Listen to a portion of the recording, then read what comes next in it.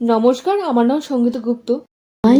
Spy ইউনিভার্সে বহু প্রতীক্ষিত অধ্যায় ওয়ার টু, যেখানে ঋত্বিক রোশন, জুনিয়র এনটিআর, কিয়ারা আদভানি অভিনীত উচ্চ প্রত্যাশা নিয়ে সিনেমা হলে প্রবেশ করে।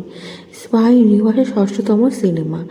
এক কথায় টাইগার টাইগার জিন্দা হে, ওয়ার পাঠান টাইগার দিয়ে ওয়ার টু এসে গেছে থিয়েটারে।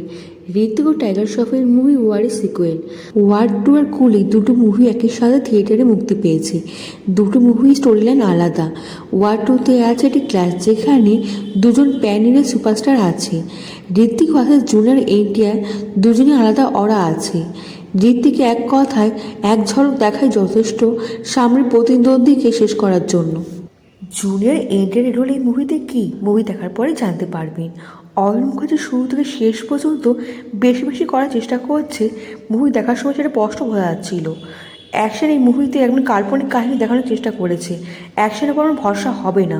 ট্রেনের উপর লাফানো, প্লেনের লড়াই চলছে, ওয়াটার বোর্ড উঠছে, সামনে লোককে অটোমেটিক মেশিন দিয়ে গান চালানো হচ্ছে। হিরো হিরোইনের হাতে রয়েছে 9mm পিস্তল, আর পিস্তলে গুলি দিয়ে সবাই মরছে, কিন্তু হিরোর গায়ে গুলিও লাগছে না। কিয়ারা আদভানিকে আরও অ্যাকশন সিন দিলে ভালো হতো, তার চরিত্র গুরুত্বপূর্ণ ছিল না, তাকে বেশি গানেই দেখা গেছে। জুনিয়র এনটিআরে অ্যাক্টিং তো ভালো লাগেনি, মনে হচ্ছিল অতিরিক্ত করার চেষ্টা করছে। ঋত্বিক ও জুনিয়র এনটিআর ডান্স ভালো, কিন্তু গান শুনলে না দ্বিতীয়বার শুনতে ইচ্ছাই করবে না। কোনো হুক স্টেপ নেই বা কোনো বিজিএম নেই যে থিয়েটার থেকে বেরোনোর পর আপনার মনে থেকে যাবে।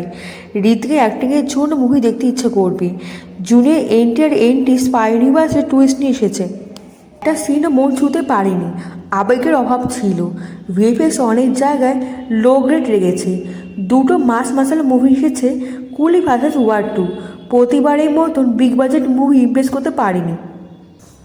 গল্পে অতিরিক্ত মেলোড্রামা ঢুকিয়ে দেওয়া হয়েছে।